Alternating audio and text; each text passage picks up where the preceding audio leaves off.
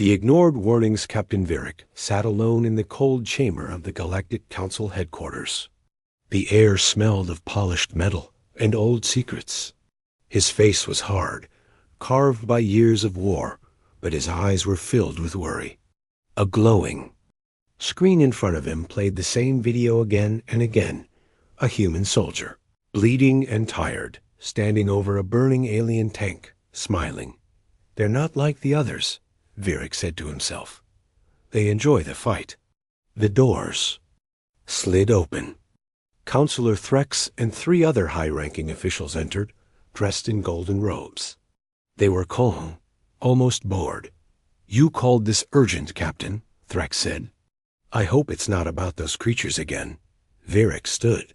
Yes, it is. The humans. You must listen. We received a distress call from Scout Unit Zeta 14 near the Sol System. They were attacked. Threx waved a hand. Let me guess. By apes with fire sticks? No, Virik replied firmly. By humans. With tech that shouldn't exist on a Tier 3 planet. Stealth systems, electromagnetic pulses, battlefield AI. The other counselors chuckled. One leaned forward. Come now, Captain. You expect us to believe a primitive species is a threat. We've conquered star empires. You think Earth is different? Virik capped the screen. The video changed. This time it showed alien ships exploding mid-flight. Then a human drone, small, fast, and silent, flew past the wreckage. These are not primitive apes. They learn fast. They fight smart. And they don't play by our rules. Counselor Threx shook his head. The humans are scattered, emotional, and divided. They've never been part of the galactic community. They have no allies. No proper fleets. That's exactly why they're dangerous, Virik snapped. They don't rely on others. They rely on themselves. Threx stood. This meeting is over. The Council has decided. We will begin resource extraction from Earth. A small fleet will be sent to secure the planet. You're dismissed. Virik stepped in their path. You're making a mistake.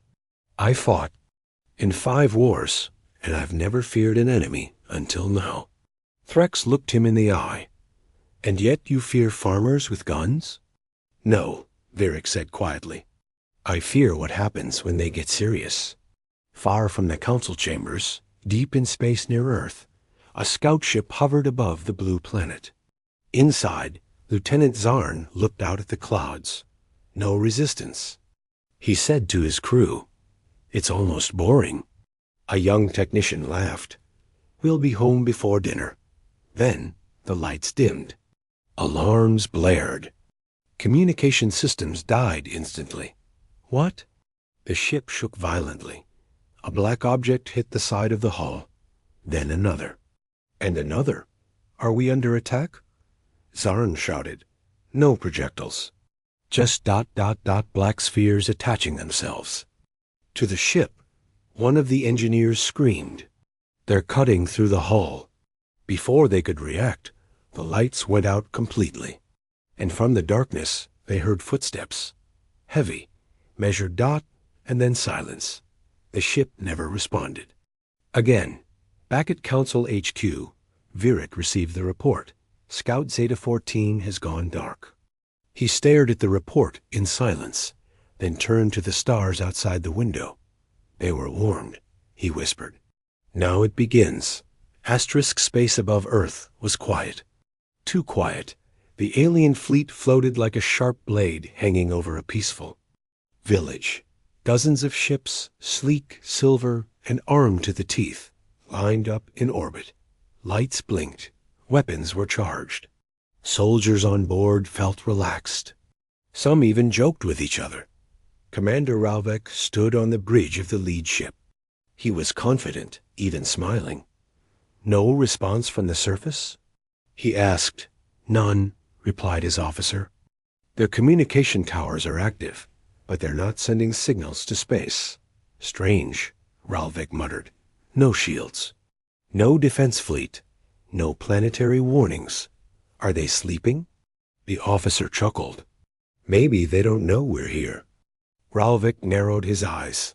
No, they know. They're just waiting. He didn't like it. Back in the control room, the crew scanned Earth's surface for signs of resistance. There were none. Cities were lit up. Cars moved along roads. People walked casually. It was like the planet didn't care at all. And then, without warning, the sky around the fleet shimmered. What is that?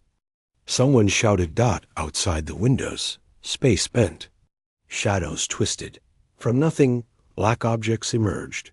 They weren't big, barely the size of a shuttle, but there were hundreds of them. Silent, fast, and impossible to track. There. Surrounding us, yelled the technician. Shields up. Fire at will. Ralvik shouted too late. The first alien ship exploded. Not from outside impact, but from inside. Its core was breached within seconds. 3 more ships followed. Boom, boom, all without a single visible missile. Inside the command ship, systems began to fail. Lights flickered. Doors jammed. Life support dropped to critical. They're jamming everything, screamed the comms officer. I can't get through to command. The crew watched in horror as one of the dark ships came close. It had no windows, no engine flame, just smooth black metal. It hovered silently. Then a glowing red light appeared at center. Ralvik recognized it instantly. EMP. Too late again. A wave of electricity burst out. The entire ship went dark far below, deep in the forests of northern Canada. A group of human commanders sat inside a hidden mountain base.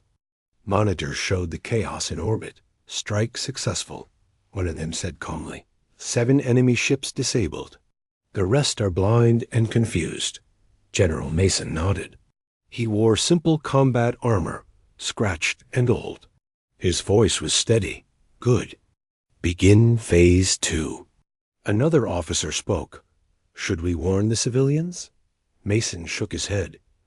They already know. The people of Earth are used to being underestimated. Let's give these aliens the same surprise we gave the last ones. Back in orbit, Ralvik's ship floated powerless. He paced in the emergency bridge, his mind racing. We must retreat, his officer whispered. Ralvik looked at the frozen screen. The last image showed a human ship decloaking beside them, shaped like a dagger, black as space itself, with no visible weapons. Just presence. We came to teach them a lesson, Ralvik said bitterly. But it's us who are being taught. On a distant outpost moon, Captain Virik watched the data stream pour in. He closed his eyes. First strike complete, he said quietly. They're not ready for what's next. Another officer beside him looked worried. Should we interfere? No, Virik replied. Let them feel it first. Let them understand what happens when you laugh at warnings. In an alien city far from Earth, news broke of the failed invasion. Citizens panicked, leaders denied everything. It's a misunderstanding, they claimed. Just a scouting issue.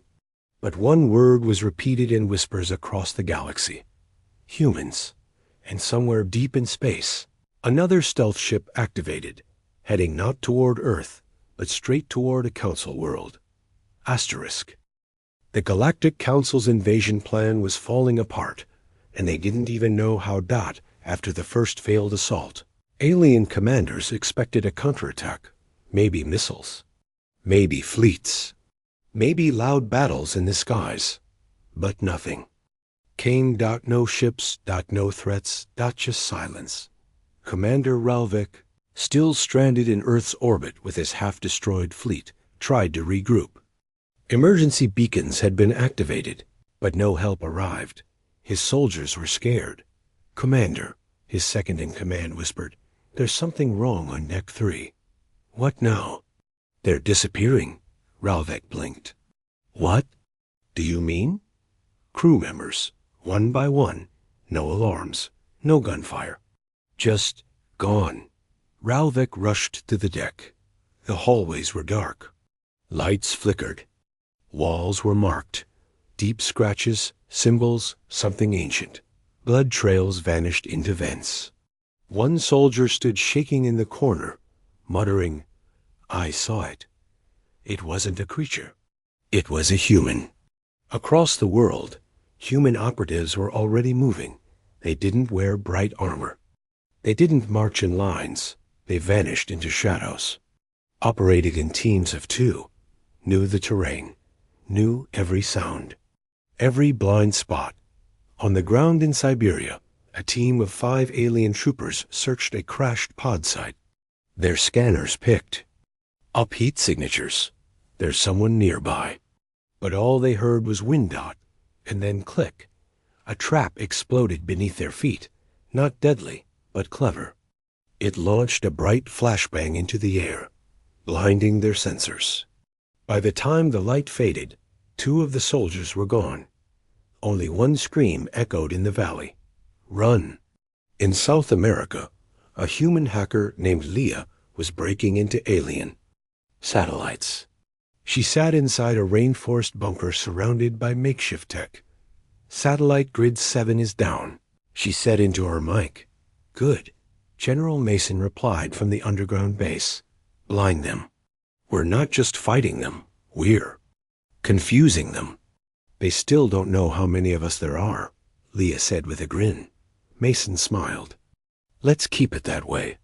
On an alien mining station in the Outer Rim, strange things began to happen. Elevators moved on their own. AI systems spoke in English. Storage bays were emptied, replaced with strange human messages painted on the walls. "You shouldn't have come. Earth sees everything. Mercy ends now." Station security found no signs of forced entry. No logs. No attackers. Just fear. Captain Vierick watched it all from a hidden listening post near Jupiter. He smiled bitterly. "They still think this is a war of weapons," he told his aide. "But the humans are fighting with fear, with silence, with speed. We trained for armies. They trained for ghosts." Counselor Threx finally admitted concern during a private meeting on Capital Prime. "We underestimated them," he confessed. "The invasion reports make no sense. Ships shut down without hits, soldiers missing, bases turned into ruins without a trace." Another counselor asked, "Do we send reinforcements?" Threx shook his head. "We don't even know where to send them. We don't even know who we're fighting anymore." Meanwhile, in a hidden desert facility on Earth, a human AI called GhostNet activated itself. It was never officially launched. Too dangerous. Too smart. But now, Earth needed every tool. "Welcome back," the system whispered. "Target, Galactic Empire Communications Grid." It began uploading itself into alien channels across the galaxy, silently hijacking broadcasts, blinding sensors, twisting maps. Within hours, entire sectors went dark. Commander Ralvik, orbiting above Earth, had lost more than half his crew. Some turned on each other in fear. Others escaped in pods, only to vanish mid-atmosphere. He was left with 20 soldiers. He sat in silence, staring at Earth. "I don't understand," he whispered. "Why won't they fight us directly?" Then a nearby screen flickered. A message appeared. Just a few simple words. "We already are." Ralvik's hands shook. "This isn't a war," he whispered. "This is a hunt." Asterisk. The galaxy had never seen war like this. For weeks, human attacks were whispers, shadows, sudden disappearances, silent sabotage. But now, Earth was done hiding. In the Outer Rim, a massive alien shipyard orbited the gas giant Korvax 6. It was a floating city, full of engineers, drones, and warships under construction. A place no enemy had ever reached. Until today. Alarms screamed. On the security screen, an image appeared. A small human vessel had decloaked. Right at the center of the shipyard, It wasn't firing. It wasn't broadcasting. It was just sitting there. The alien commander barked. Destroy it. Missiles launched. Cannons fired. Drones swarmed. But when the smoke cleared, the human ship was gone. And in its place hovered a blinking satellite. Not a bomb, not a weapon, but a beacon. Suddenly, every screen in the shipyard lit up. A human face appeared. Calm, cold, determined. It was General Mason. This is Earth, he said. You didn't listen. Now you will burn. A satellite exploded, not with fire, but with data. A virus spread into the shipyard systems, opening every door, turning off safety locks, and overloading reactors. The shipyard, the galaxy's biggest war factory, fell apart in under 10 minutes. On Capital Prime, the Galactic Council gathered in panic. They've struck our outer defense, one counselor shouted. They destroyed our biggest fleet yard. Where's our response force? Gone. All ships near Earth are missing. Someone whispered, they're not defending Earth anymore. They're attacking. Counselor Threx stood slowly. We called them savages. But they were building something. Preparing. Watching. This was never a random world. Back on Earth, in a hidden facility under the Arctic ice, Project Lazarus was activated. It had been locked away. Even Earth feared it. But now, the war had changed. Inside a glass chamber stood a human, unlike any other. Flesh and machine combined. Eyes that scanned in multiple spectra. Bones reinforced with carbon steel. His name was Kane, and he wasn't created for peace. In the sky above Mars, alien ships spotted a strange structure rising from the surface. It had been hidden under red dust for years. A human space elevator linked to a massive orbital shipyard built into Phobos, Mars' moon. Hundreds of cloaked ships powered up. One alien officer gasped. They built a navy right under our noses. Second whispered. That's not a navy. That's a fleet of vengeance. Everywhere, the human push began. Small colonies enslaved by the Council were suddenly freed overnight. On the jungle planet Iskarin II, the alien governor woke up surrounded by his own guards, now wearing human patches. They came at night, the guards said. They didn't kill. They simply showed us the truth. Human operatives dropped supplies, broadcast messages of unity, and walked away before any camera could capture them. The galaxy, long ruled by fear, was seeing something new. Hope. And Earth was leading it. Captain Virik stood on the bridge of a hidden command ship near the edge of known space. He watched the reports pour in, station after station, world after world, falling to Earth's precision strikes. A young officer beside him whispered, "They're changing everything." Virik nodded. "They're not just fighting back. They're rewriting the rules of war." On one of the last remaining Council dreadnoughts, Commander Ralvik sat in silence. His ship had managed to survive, but just barely. His fleet was down to a handful. One of his officers ran in, pale and sweating. "Sir, they've taken Grid Sector 19. Ralvik blinked. "That's impossible. That's deep Council space." The officer shook his head. "They didn't take it with ships. They used ... words, broadcasts. They turned the people against us." Ralvik stood slowly, feeling the truth settle in his bones. "They don't want to rule the galaxy," he said quietly. "They want to change it." Back on Earth, General Mason met with Kane in the underground chamber. "The Council will beg for peace," Mason said. "What do we do then?" Kane didn't blink. "Make sure they understand why they're begging." The stars were no longer silent. They echoed with panic, signals, and cries for help from the very Council worlds that once mocked Earth. Human ships now moved like a storm across the galaxy. Not giant war machines of raw power, but precision. Fleets with speed, stealth, and terrifying coordination. They didn't leave chaos behind. They left order. On the edge of the Kever's system, a council labor colony blinked under red suns. The planet held thousands of alien workers once free, now enslaved by the council's demand for war fuel. Today, the sky cracked open. Human ships decloaked, not above the cities, but within the atmosphere, so low and quiet that anti-air batteries never even activated in under 4 minutes. Every council control tower went dark. Troops surrendered before even seeing the enemy. Then, from the dust came boots. Human soldiers in gray armor moved through the camps. They didn't shout. They didn't threaten. They freed the workers and handed out food. "You're safe now," one of them said simply. "Earth remembers what it means to be broken, so we break your chains first." Across the galaxy, whispers became voices. From swamp worlds to dry moons, oppressed species rose up not in fear, but in faith. They had seen Earth's message, not of conquest, but of warning. On the Council homeworld, panic became reality. Military command posts argued. Intelligence reports made no sense. One general slammed his hand on a console. "How are they everywhere? We have better ships." An aide answered quietly, "They don't fight the way we do.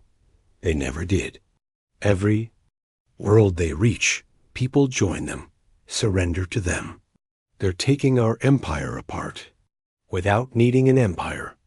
Back in Earth's high command chamber, General Mason stood before a wall of holograms, each showing a system liberated. A planet flipped, a fleet grounded. Kane entered, silent as always. "They're asking for terms," Mason said.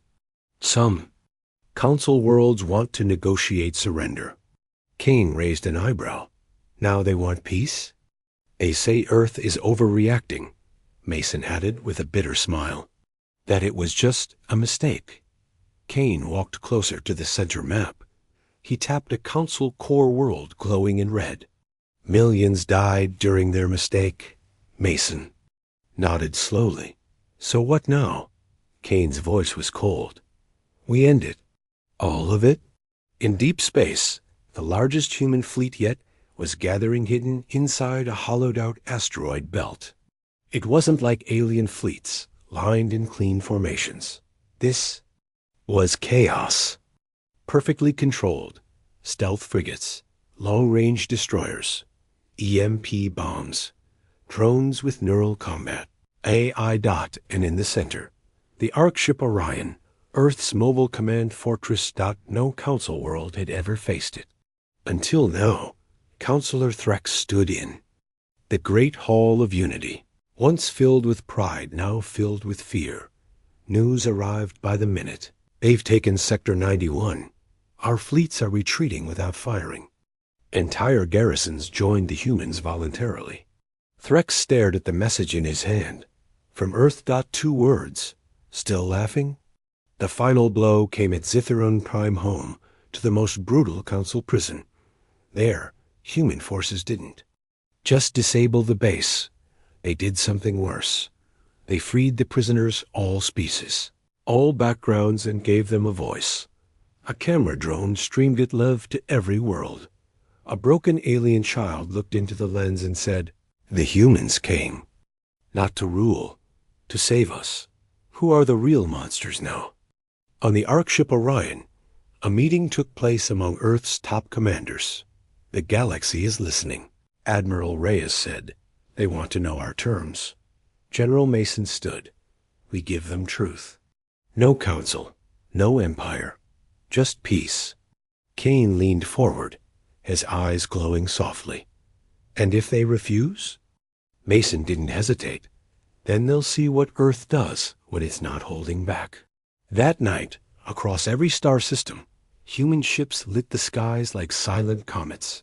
They carried not banners, but warnings. Asterisk the Galactic Council was collapsing. Once the center of power, the high hall now looked like a shelter during a storm. Holograms flickered. Doors stayed unlocked. Soldiers abandoned their posts. Leaders whispered instead of commanding. Counselor Threx stood in the middle of it all, no longer proud, only pale, tired, and afraid. The news came faster than he could speak. Cytherin Prime has fallen. The people of Wriggle joined the humans. 3 more fleets surrendered without a fight. And then the message arrived, a transmission from Earth's fleet. 1 sentence. Bring your council to the edge of Sol. Surrender, or be forgotten. Aboard the Archship Orion, Earth's greatest commanders prepared for the final meeting. General Mason stood by the wide view screen, showing Earth glowing peacefully in the distance. Do you think they'll come? Admiral Reyes asked. They have no choice, Mason replied. This time, mercy won't come cheap.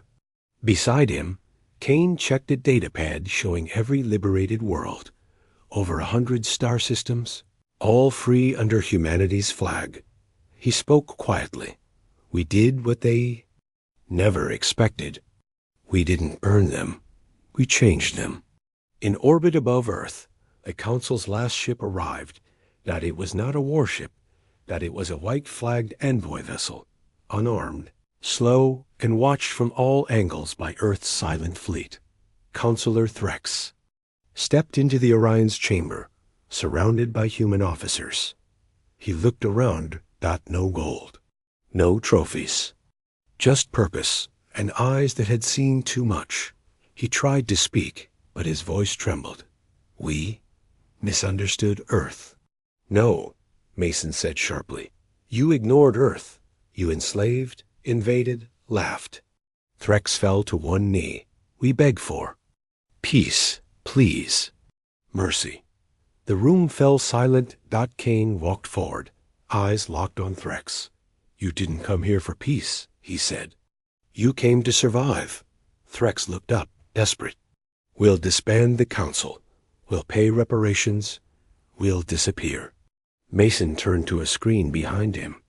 It showed alien children running free. Factories destroyed. Freed slaves rebuilding homes. Species long divided, now working side by side. He pointed at the screen. We already won. But Earth did not destroy the Council. They broadcasted them. The surrender was streamed across every known system. Billions watched as Council leaders bowed before humans. No trial, no bloodshed, just truth. The message was clear. Earth did not come to conquer. But if forced to rise, it would never kneel again. Months passed. The galaxy changed. The Council collapsed. In its place, the Union of Free Systems rose, and Earth sat at its center, not as rulers, but as protectors. Old enemies became allies. Borders vanished. Fear faded. One day, a young alien child asked her teacher, "What are humans?" The teacher smiled and answered, "They are what happens when you push too far, when you mistake kindness for weakness, and when the stars forget that sometimes the quietest planet hides the loudest roar." Back in the forested valleys of Earth, General Mason visited a memorial. No statues. Just a single plaque that read, "You were warned. Now you remember." Kane stood beside him, watching the sky. "The galaxy begged for mercy," he said. Mason nodded. "And we gave it. But they'll never forget who had the power to take it." The wind passed through the trees. And Earth slept again. But this time, everyone watched the stars a little more carefully. Asterisk.